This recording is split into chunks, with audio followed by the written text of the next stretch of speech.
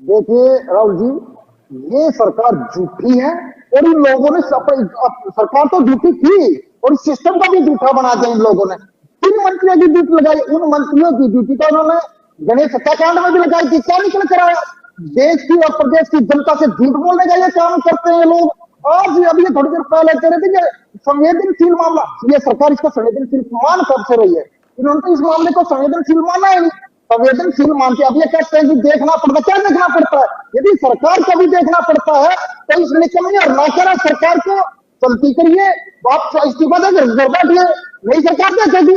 आप लोग सुनने की आदत डालिए, ये फालतू की बात करने से काम नहीं चलेगा। आप लोगों ने इस सिस्टम का नाश कर दिया और ये बेशक आत्महत्या, लेकिन ये आत्महत्या नहीं, ये सरकार और सिस्टम की नाकारापन की वजह से हत्या है। ये सरकार और सिस्टम की द्वारा की गई हत्या है। इसमें आप लोगों की जिम्मेदारी तय होती है, आप लोगों की जिम्मेदारी बनती है। आप लोगों को जनता का जवाब देना पड़ेगा, देश और प्रदेश की जनता का जवाब देना पड़ेगा। खाली बातों से काम नहीं चलता। अभी आप कह रहे हैं कि आंसू पोंछने का काम करेंगे, किस चीज का आंसू पोंछने का काम करेंगे? आप जो परिवार की मांग है उनको पूरा कीजिए, उनके आंसू पूछ जाएंगे। आप वो आंसू पोंछना क्यों चाहते हैं? आप तो पूरे देश की जनता को दिखाना चाहते हैं।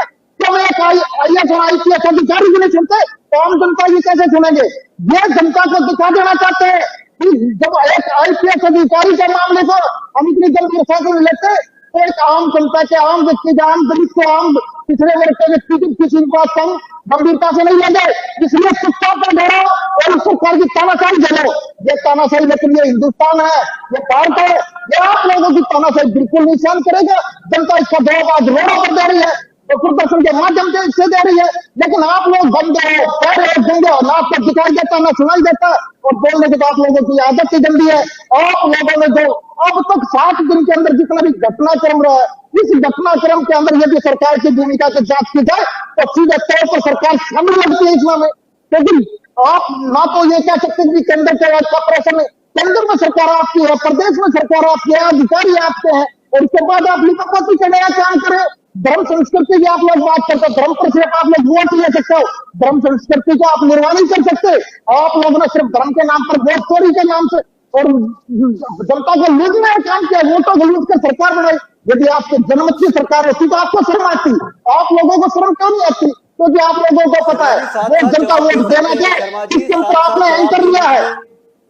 रामराजी शर्मा जी साथ साथ जवाब दे दीजिए। कांग्रेस रामराजी शर्मा जी क्या जवाब देंगे? क्या जवाब है? आज देश का सिस्टम नहीं करके रख दिया। राजनीति मत करो, राजनीति ये सब परिवार के आंसू पूछने का है, राजनीति करने का नहीं है।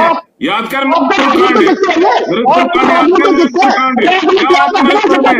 दलित की बेटी को जिंदा जला दिया था, नौटंकी कर रहा है, दलित की बेटी को जिंदा जलाया था। याद कर मजदूर कांड,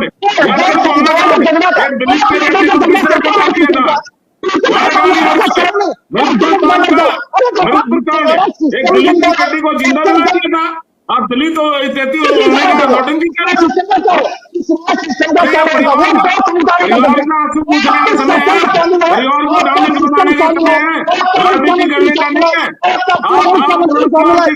लास्ट में राजनीति करेंगे तो खराब नहीं चाहिए। याद करें दलित की बेटी को जिंदा बना दिया था, दलित होने का नाम नहीं किया। आप दलित विरोधी, आप दलित विरोधी हो। दलित देशी होने का नाम थोड़ी सी कर लो जनता। ये समय परिवार को आंसू पूछने का है, परिवार को डाल के इबादत बनाने का समय है, राजनीति करने का नहीं है ये समय।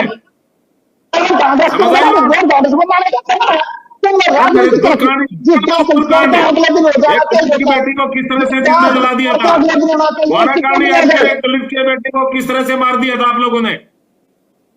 परिवार